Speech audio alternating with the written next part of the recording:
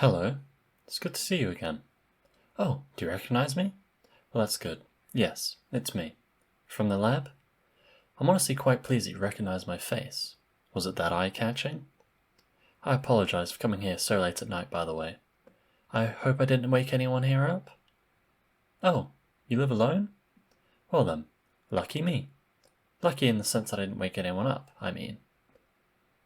Anyway, I have something important to talk about with you. It's about your blood test. The results came in. Yes, I know what you're thinking. Usually they just mail the results to you. No need to send anyone. But I'm sure that you'll see that this is an exception. There's something special, you see, in the results. Oh, don't worry. It's not one of those you have a month left to live sort of scenarios. It's nothing bad. Quite the opposite, in fact. Your blood is amazing. The talk about it might take a while, so maybe we should have a seat? Oh, thank you. I'd love to come in. Now, I'll try to make this as quick as possible. I'm sure you don't want me to keep you up all night, right? But anyway, about your blood test.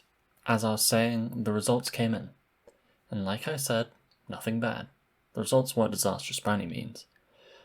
Well, you could do with eating a bit less sugar, but that's hardly unique to you. You know how the public's health is in this day and age.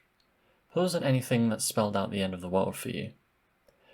Blood sugar aside, your blood, to put it lightly, is really a work of art.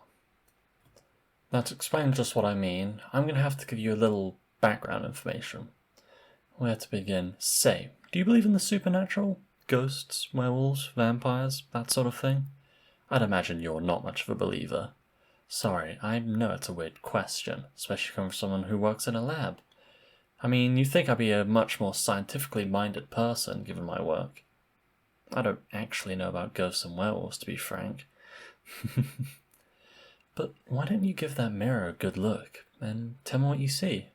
Or rather, don't see in this case. Yep, that's right. It's not a trick of the light. My reflection really is nowhere to be seen in that mirror. And it's not some illusion either. You know how it goes, right? The whole vampires don't have reflections thing. So, and I know this might be a bit hard to believe, but what I'm saying is, I'm a vampire that drinks blood and prowls the night kind. Don't believe me? Well, I admire your skepticism, if nothing else. Hey, how heavy is this couch? It's pretty big. Maybe it's 300 pounds? 350? Check this out. See? I can lift it with one hand. I'm not even breaking a sweat. Though, I don't think the same could be said for you. Don't worry, I'll put it down gently. I know we'll wake the neighbors if we're loud. Wouldn't want that. But it's incredible, right? Even the weakest vampires can lift at least 20 times what an average human can. This sort of strength is normal for us. But to you, it's apparently some sort of marvel. So surely you must believe me now? Though, to tell you the truth, at this point, it doesn't really matter. It never mattered. I don't care if you believe me or not. It doesn't change anything. Because I'm going to have you either way. You see, you're a marvel too. It's actually quite embarrassing to admit it, but I need you. You know how I was saying your blood is special? Well, I should be a bit more specific. It's special to me. Well, not just me. It's very, very special to a certain group of vampires. But I'm one of them. It's so special that I was working at that lab, putting in so many hours analyzing blood all the time, just so I could find some other blood like yours. You look a little lost. Let me tell you about my medical history. You see, I have a certain medical condition. I'm sure you haven't heard of it, because it only affects vampires. It's called hemolactia. I got it, well, the symptoms appeared about a month ago. Now what that means is, I basically can't drink or make use of the vast majority of different types of blood. The vast majority is a bit of an understatement here. To get the point across, I don't mean just blood types like blood type A, or B, or AB. If it was just that, then at worst I'd have 1% of the human population I could feast on. It's a lot worse than that for me. The type of blood that I can actually digest is so rare it basically doesn't exist. At least, that's what I assumed until I saw yours. Hemoclectia leaves the victim with a very strict requirement for what blood type they can drink. But yours, oh, it's perfect. Better than perfect. There isn't a single drop of blood anywhere more perfect than yours. The acidity level, the ratio of white blood cells, the oxygen saturation. Everything is just so to weave the masterpiece that is your blood. Every last detail, absolutely flawless.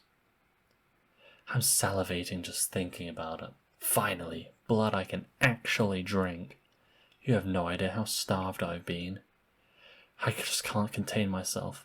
In fact, let me just get a little closer and, well, putting my hand on your heart like this, feeling it pump all that succulent blood. It's intoxicating. Well, your clothes are a bit in the way of me feeling your heart, but the point still stands. I haven't had anything in a month, but now after all this time, I have in front of me what must be the only person who can sate me. I'm going to have a sip. I hope that didn't make you too nauseous. Bear with it. It'll pass. But you know, finally having some blood, after all that time, it's like finding water after being stranded in the desert. Or at least, I imagine that's an example a human would understand. It's so good, but I'm not the only one after it. You are a gold mine for vampires with a condition like mine. Usually when a vampire gets hemoclectia, it's essentially a death sentence. They'll be doomed to starve to death. After all, the chance of finding someone with a blood like yours is essentially zero. In fact, if the models are correct, chance is basically 1 in a billion. So it really is a miracle I found you. Destiny, even. And obviously, that means there are going to be a lot of vampires after you. But don't worry, you'll be safe with me. I'll keep you nice and protected in my home. It's like a fortress. I even have a bunker. There, you'll offer your blood exclusively to me, and whenever I ask for it. And that's it. That's all you have to do. Your one job. Simple and low stress. You're welcome. I'll take care of everything else. You don't have to worry about anything. Forget about the stress of waking up early and forcing yourself to go to school or work. Forget worrying about money. Forget worrying about your belongings. I'll buy you whatever you need as long as you'll be a good little meal. Looking around, I notice you seem to have a bunch of useless stuff around here. I can buy you a lot of useless stuff back at my place. It'll be just like home, except this time, you'll have some actual company. You need time to think about it? Oh, you poor, poor thing. Since when were you under the impression that you had a choice? You're mine, and you're coming with me whether you like it or not. I'm powerful even by the freakish standards of vampires. I'm influential in both the human and vampire worlds. So what makes you think you can resist me? When I want something, I get it, and I want you. Now, let me tell you how things are going to go. First, you're going to apologize for even entertaining the possibility of trying to resist me. Then, if there's anything you want to bring along, you can bring it as long as you pack it up and say, 15 minutes. Then, we're getting in my car. Do you understand? Good. Apology accepted. Now come on.